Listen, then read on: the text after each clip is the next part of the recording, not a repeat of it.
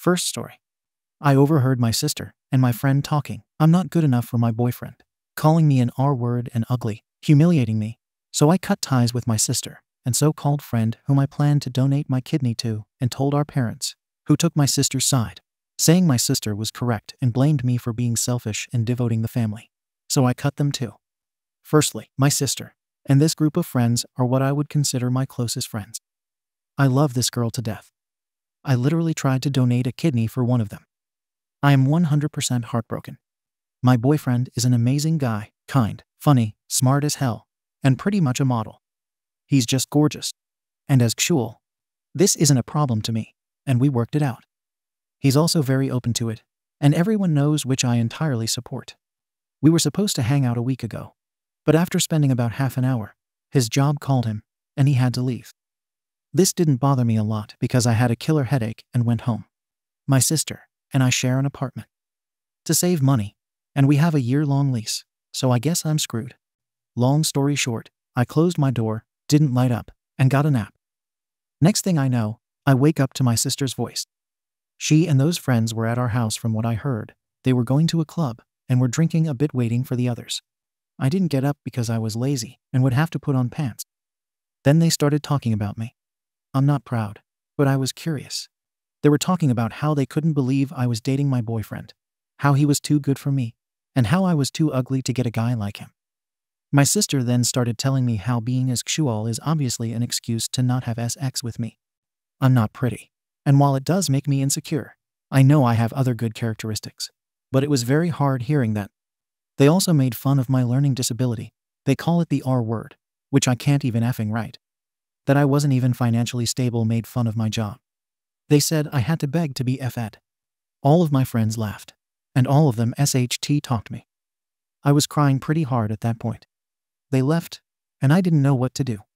I went to bed and basically made myself scarce this week. I get up earlier, get home later, or stay at my boyfriend. I have answered their messages, but was somewhat cold. I know I have to talk with them, even if it's to just cut off contact, but I can't open my mouth right now. I feel so ashamed and sad. My boyfriend is also worried, but I can't get what they said from my head. I know it's not true, and my boyfriend is asexual, but I feel like I'm not worth being with him. My sister is my best friend. I effing told her how I feel too ugly and stupid to be with him. I showed her our messages, and we spoke about his asexuality. I love her so much it hurts. I can't stand looking at her, knowing she was saying those on my back, and that none of my friends said anything. I just don't know what to do. I could break my lease, I guess, even though it would be very expensive, but I don't know how to say why I'm doing it or how I can face them. I don't know if I should tell my boyfriend. TLDR. My sister and friends mocked me for not being good enough for my boyfriend. They don't know I hurt them, and I don't know what to do. Edit. I can't begin to explain how much you guys rock. Thank you so much for all the advice, support, and tough love. It has truly helped me, and it warms my heart to see so many people taking their time to write to a stranger on the internet. I'm trying to respond to all the comments, but if I haven't, please know I have read it and considered it. I promise I will talk with my boyfriend tomorrow. We are going to his place, and I'll probably just show him this post. Edit 2. Hey guys, again, thank you so much for all the messages and well wishes. It truly made a moment of pain more bearable, and it made me feel better to know there are so many of those who care. I really need to sleep now, but will do my best to respond to the comments tomorrow. Thanks everyone. Update. 10 days later. Hey everyone, first of all, I'd like to thank everyone for the messages and comments on my last post. It truly helped me get off the bed and face the day. I showed my BF the last post because I just didn't know how I could say it. He was very sad and disappointed, but being asexual, he has had his fair number of arseholes. But he mostly felt angry for me and agreed with the majority of advice that I should confront her. We decided a letter would be the best choice since I actually write a lot of letters, and it's not direct confrontation. I like writing letters for moments like letters for when the person is sad, happy, angry, scared, etc. So I do have some technique. But this was, with no doubt, the hardest thing I ever wrote. I decided to go for the simple and blunt. I told her I heard what they said about me, and while I was willing to work on our relationship, I needed distance from her and this whole situation. I talked with my landlord lady, and she was super sweet and had no problem breaking the lease. I offered to find someone to take up my place, But apparently she has someone that could use the room. So that's cool. I intended to pack and leave the letter on her bed. But she came home early and caught me. I basically said F it to myself and told her I heard them saying I wasn't good enough and calling me names. First, she tried to deny, which I wasn't having. Then she tried to justify and say I was overreacting, but I just stared at her. Then she finally started to apologize and cry. At that moment, I actually thought we might be able to save the relationship. But then she started making herself the victim. The main points were: 1. I just can't understand how hard it is to be pretty, not even kidding. 2. I don't understand how she feels because I'm used to not being the best. 3. It's not fair I get a gorgeous BF who is completely out of my league while she's single. 4. She feels embarrassed when we go out together, and she has to tell people that my boyfriend is actually mine, not hers. 5. She knows asexuality doesn't exist, and we're doing this just for attention. I just kind of froze. I wish I had said something, but I couldn't open my mouth. She then said she was going out to recover from our traumatic conversation and left. I just packed the rest of my things and left the letters on her bed. I'm currently at my BF's place, but I'm looking for a free room that is not super far from my job. I also wrote and sent letters to my friends, and then blocked their social media contacts. I'm certain they'll find a way to approach me as we work close, but I can't give an F. Besides all of that, last Friday I had dinner with my parents. I gave them an edited version of what happened because I don't want to talk about my ex life, and that I broke the lease, blocked my friends. They said I shouldn't be angry because it was true, and that the first time they met my BF, they thought I was playing a prank. My dad then started saying I was being selfish by breaking the lease, and you not, betraying my sister's trust, and that you don't do this with family. So yeah, I've been ignoring them since this happened, as well as my sister. Overall, I'm fine. I actually feel more tired than angry or sad. TLDR. I talked with my BF. It went well. I talked with my sister. It didn't go well. Moved out. I talked with my parents. They said I'm selfish. Relevant comments. Deleted. This is a little bit off topic, but I'm curious as to how your relationship dynamic works with your boyfriend. I don't know too much about asexuality / you mentioned you have a disability.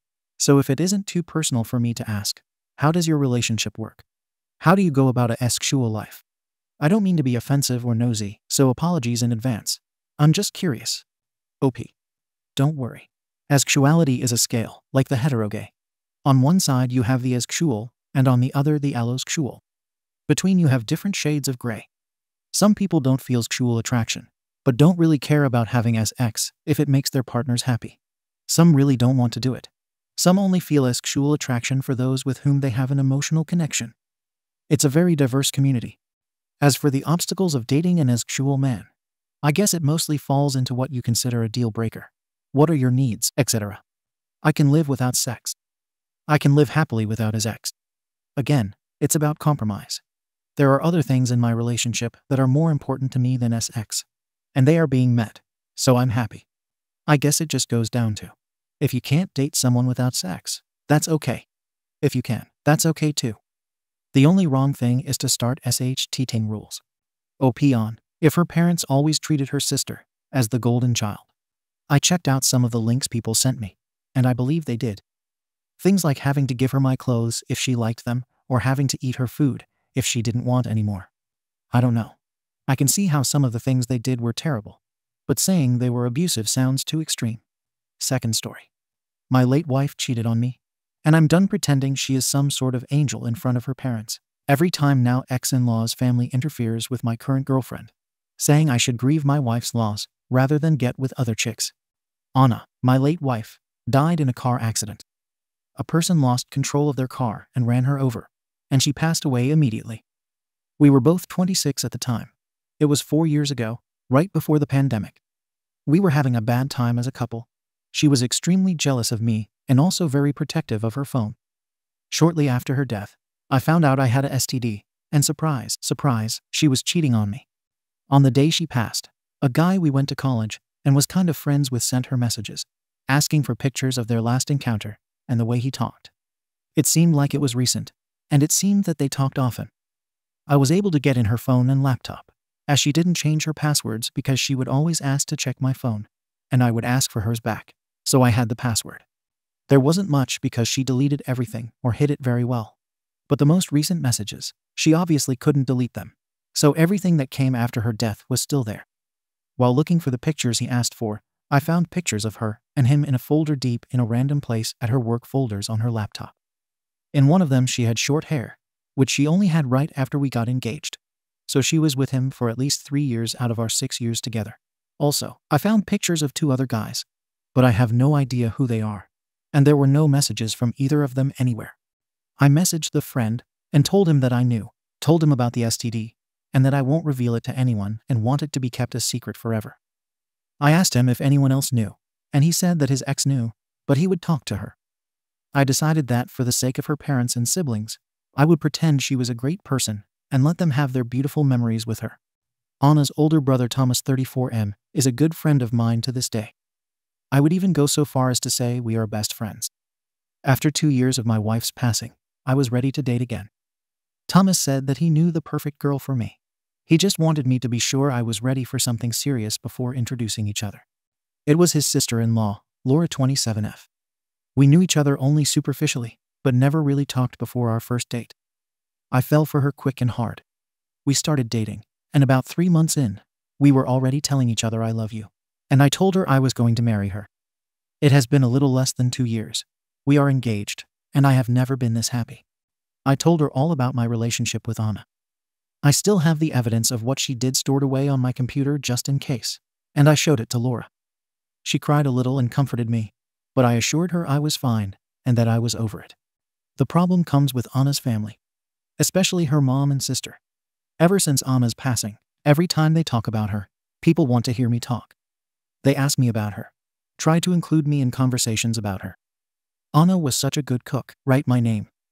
I loved when she and my name would banter. You remember my name? Stuff like this. I was able to get by in the beginning by saying it was difficult for me to talk about her, and that I was not ready.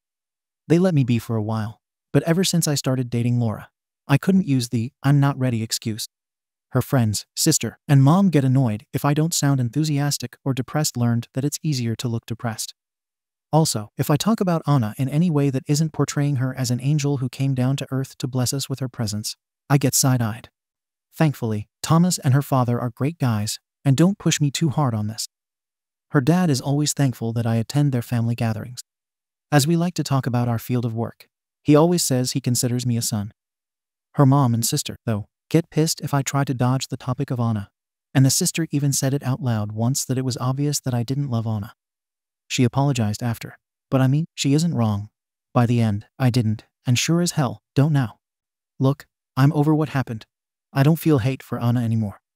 I sometimes catch myself wishing she was alive just so I didn't have to pretend anymore.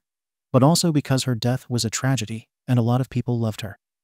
Her friends organize a reunion for her birthday, and those are incredibly hard. And even though I know her affair partner will be there, I go because I know how much she meant to those people. But this is all starting to get to me because it's affecting Laura. I can't say I love her in front of these people. I can't even hug her. And Anna's sister gets all moody. Her best friend stopped speaking to Laura. They were also friends. Anna's mom even came to us at Thomas's birthday party last week and asked us to stop dancing to respect her grief. She also contacted my mom and Laura's parents to say that she was incredibly disappointed that I proposed to Laura so soon, saying that we are moving too fast. It's been 4 years. Even if she wasn't a cheater, more than enough time has passed.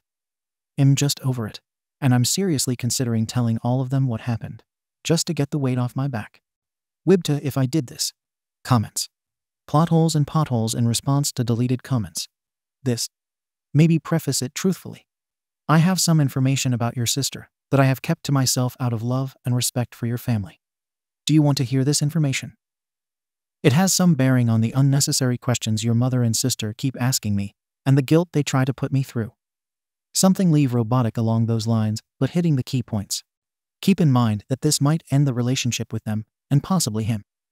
They might always take your deceased cheating wife's side for eternity. They might flip it around to you, somehow being the cheater. Grief is rough, and some people act irrationally. Jovan 35. I would actually like to see something like this done, but specifically with Anna's brother best friend privately and respectfully. Something like, you know how much I respect you and how much you guys mean to me, so I want to bring this to you and see what your thoughts are. Before Anna's passing, we were going through a difficult time, and there were some unflattering things about her that came to light. I don't want anything to soil her memory for family and friends. But I also am concerned about the behavior and responses that we are getting as my relationship with Laura progresses. How would you suggest I address these issues with people that are giving me and Laura a difficult time about our relationship? I could certainly tell them about what was going on with Anna, but I don't want to cause any unnecessary pain. I respect your opinion immensely. I just need to protect my relationship with Linda from unnecessary negativity and would greatly appreciate your input. Then OP can follow Bill's lead. Throwing later 123. I would honestly stop caring about what her mom and sister think. Maybe tell her brother just to explain why you would be distancing yourself. And that's it. NTA. Update. 7 weeks later. Hello again. Sorry for not replying to most of you. There were too many comments, and I wasn't able to respond to many. Thank you so much for caring though. I had used Reddit for advice on a work-related issue in the past, and it was helpful. I feel like it came through again. Only updating because I received so many DMs asking for it, and I hate when I read something and it has no resolution. And as I think there is no harm in doing it, here am I. Something that I want to add because I didn't feel it was relevant before. But seeing so many people saying so many mean things about Anna made me feel like it's relevant, just for some people to understand how I feel about her. Maybe it isn't relevant, but I feel like saying it and putting it out there. Anna loved me. She really did. She wasn't some monster that wanted me to be miserable and make me a fool. I saw the way she talked about me to other people. She loved me. She was worried I would divorce her and was talking to people about how to turn around our marriage and how to put it back on track. The issue was that she had a kink, and I absolutely had no desire to partake in it. She asked a couple times, once early in the relationship and another time after we got married, and I refused unequivocally both times and was particularly judgmental about it. All the pictures I found were of her in those kink scenarios. So yeah, she was sexually frustrated and used those men to satisfy her kink. But she loved me. She was just very selfish, dumb, and reckless. I really believe this, and I say all of this because she was a really terrible wife. She cheated on me for years because of a effing kink. But she was not a terrible person. She was only a terrible partner. There is a reason so many people loved her so much. I went with my gut feeling of talking to Thomas. It seems like a lot of people came to the same conclusion, that this was the best way to deal with this. Me and Laura went to his house, and we talked to him and his wife, Laura's sister. I told them that I was only bringing this up now because mine and Laura's lives are being affected by the way people perceive me as Anna's husband. People want me to be a memory of her life, when in reality, being reminded that I was married to her felt like a gut punch, and I'm at my limit. But I kept on trying because I love her family, and I know how much she meant to many people. I told them that I did not love the person she became when she died. That we were probably headed for divorce soon, even without the things I learned. The only reason I didn't share it with anyone was because I didn't see a point to tarnish her memory and change people's perception of her when it wouldn't matter to anyone, and it would only bring pain for those that loved her. Now though, this decision is biting me in the arse because I also have to act like she was perfect. The reason I told them this way was so they could opt in to knowing more if they wanted. But if they would rather stay ignorant of the situation, they could. Thomas wanted to know everything, so I told them. He asked to see the proof, and I told him that the pictures were sexual and graphic. It was not a good idea for him to see it. He asked his wife to see them. I showed it to her, and she confirmed to him that it was real, and they were really bad. She actually flinched looking at them. He asked if it was only one time. I told him it was with 3 different guys, and one of them went on for at least 3 years that I knew of. He was mad and cussed a lot, not at me, but at the situation. I started to regret everything at that point. He said, why is she so effing stupid? He called Anna stupid a bunch of times. He asked for some time to think stuff over and went out. I left Laura and her sister talking and also went on a drive. About an hour later, Thomas called me and asked me to come back to his house. He and Monica gave me a hug. She was crying a lot. He asked me what I wanted to do. I told him that all I want is to move on from this and be happy with Laura. He told me that he would handle his mom and sister, and that I didn't need to worry about them anymore, but I should just distance myself from his family and Anna's friends for a while. He said I was his brother, and that will never change. We all hugged it out, and that was it. My ex Sil has since reached out and told me that she knew Anna was cheating on me, but thought we were working through it. Anna told her about a year before she died, and said that she would come clean and try to work on the marriage. Now Thomas told her what happened, and she has apologized a lot. She said that she has been basically ignoring her flaws ever since she died, but it has turned unhealthy for both her and her mom. She said she will help me with anything I need regarding this topic. Phil and Mill don't know anything, and we will keep it that way. I will try to make time to hang out with my Phil from time to time, and considering he and my new Phil are good friends, me and Thomas have been talking about taking them fishing, golfing, maybe just going to a bar, stuff like that, at least once a month. And as for my ex Mill, I just keep my interactions to a minimum. So yeah, I think it worked out well. Another thing is that Laura wants to speed up our wedding planning, so hopefully we will get married in March or April. Before we were talking about having a long engagement. But there is no point in waiting. We both know what we want. And I'm happy, very happy. Comments. Ellie96s. Your ex still sounds like a piece of work. Best of luck forward. OP. Yeah, honestly, I don't buy much of what she said. But if she doesn't mess with my life, I will leave it be. Anon throwaway 072023. Thomas is a good dude. Please, you and Laura, live your best lives together. Equal flow 3D216. Thomas, a newly minted member of the Order of Omar. Third story. Delusional Mill tried to claim the authority over OP and her baby, disrespecting OP and his choices, saying she won't be a good mother and commenting on her weight. But OP's husband has a silver spine and gave Mill a reality check. Now Mill is apologizing and begging to be in her grandchild's life. So I 26F am currently 32 weeks pregnant with mine, and my husband Felix's 27M first child. Things have been going well, and one of the great things is that Felix is a builder, so everything with the nursery went pretty smoothly and pretty fast. We agreed at the start what kind of vibe we wanted to go with it, and it's pretty much already done. Figured that we'd get it sorted as soon as possible, so it wasn't another thing to worry about later. My Mill has always been a bit of a nightmare, but has been better since the news that I'm pregnant, though not without issue. For example, she told me that I should lose some weight, and that it wasn't healthy for me or the baby. She knows that I used to struggle with anorexia, and I'm not any sort of unhealthy weight. In the past, I've kept my mouth shut and let Felix deal with her. As the nursery has almost been completed, she's suddenly decided to invite herself around more. I work from home currently. She comes in on the regular, asks me when I'm going to have lunch, and says, "Oh, could you just pop me something in too?" And then we'll wander into the nursery and start rearranging things. I know this sounds stupid, but once she literally bought an IKEA bag full of stuff that she put in there. It doesn't match. But I've never said anything really beyond, "Oh, thanks so much for the thought," etc. Yesterday, when she came around uninvited, she looked me up and down and said, "Really? Joggers? Thank God Felix isn't here." And then walked into the nursery and started asking me where the pillow she'd put in the crib had gone, why I'd taken out the fairy lights hanging on the wall right by it, etc. I explained that they were potential safety hazards to the future baby, and that I'd taken them out.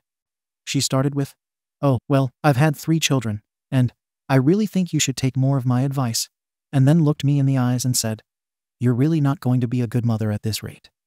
I don't know if it was the pregnancy hormones, but I just stared at her for a moment, and then told her to get out of the house. I'd been up all night and had loads of work and wasn't in the mood. She got very upset about it and then left. Felix says he's going to talk to her and tell her that she shouldn't be reorganizing anything without our permission. But I don't know if it was just the hormones and I'm being unreasonable. AITA? Comments. Trick_delivery 14609. NTA Felix needs to put down a lot more boundaries. No more popping by when he isn't around. She has to ask him to come over, and can only do so when he says yes, and he is there. No more talk about your health or weight, ever. No redecorating or moving anything in your house. I'm sure there needs to be more. This is to get you started with him. He needs to protect you and your child. Zato_Zapato. Exactly this. Felix needs to rein mama in now. Infisme. NTA. Felix needs to shut this down like yesterday. She's being openly disrespectful to you. She can no longer come over uninvited. She needs to call and schedule a visit, like everyone else. Also, if she has a key to your home, change the locks. No more bringing unwanted items for the baby.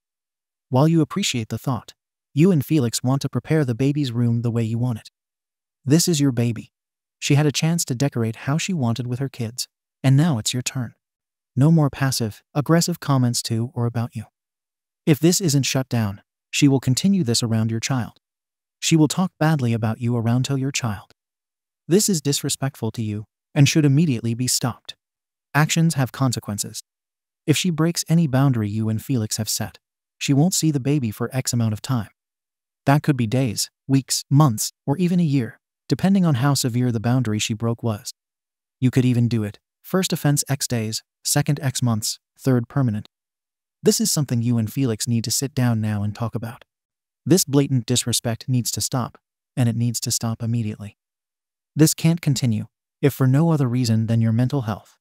She knows you have an ed, and is deliberately using it against you. What is her end goal? For you to spiral, so she can tell everyone you're an unfit mother. That sounds psychotic. Lysabrian. The mill is trying to assert power. She's putting things in the baby's room to put her claim on it, and turn it into her own territory. Her disparagement of OP as a mother is an attempt to set herself up as the expert that OP will have to obey.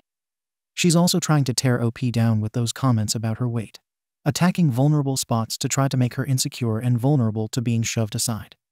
Once these power games start, they rarely stop without hard boundaries and harsh consequences. OP needs to be prepared to cut off access to the baby the instant Mill starts playing her little games, and only allow unmonitored interaction after a lot of trust has been built up, because she will try to drive a wedge between that child and OP via snide comments and emotional manipulation. Judgment. NTA. Update. 1 day later. Felix and I sat down and had a conversation about how to manage his mother going forward. I told him everything that she had said to me, and he was adequately furious with her.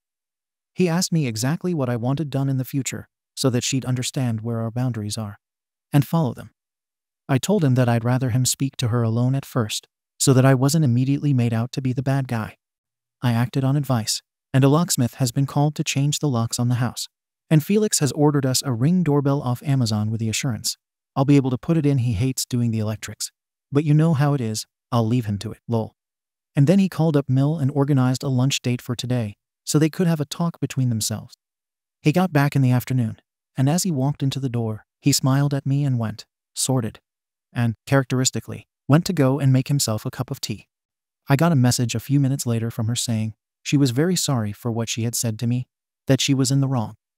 Only going to visit when invited, not going to go into the nursery anymore, and was going to respect the rules and boundaries that he and I set for our home life and for our child.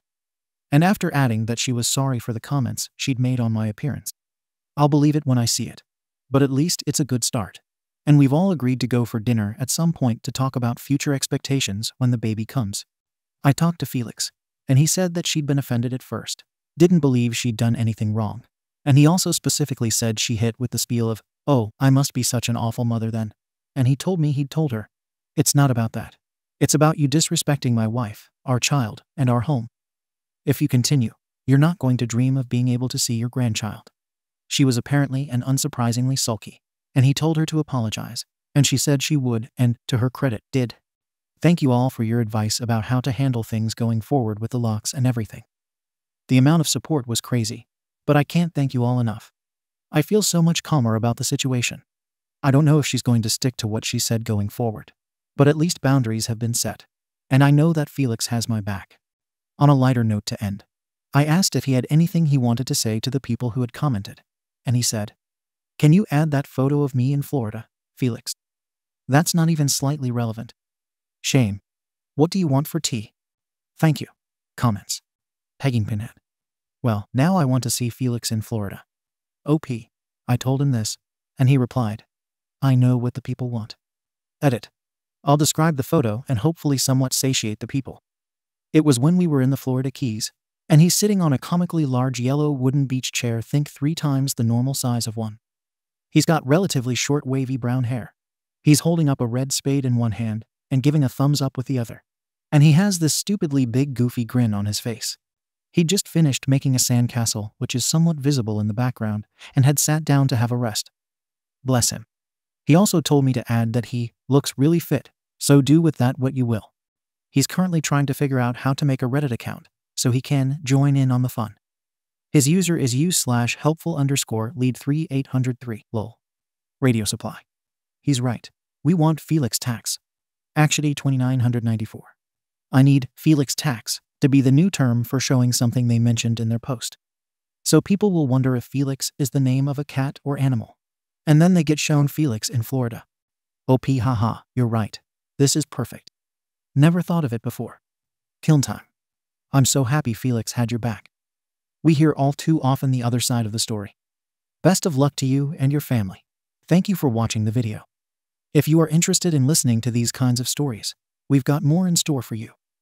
Simply subscribe to our channel, hit the like button, and share it with your friends.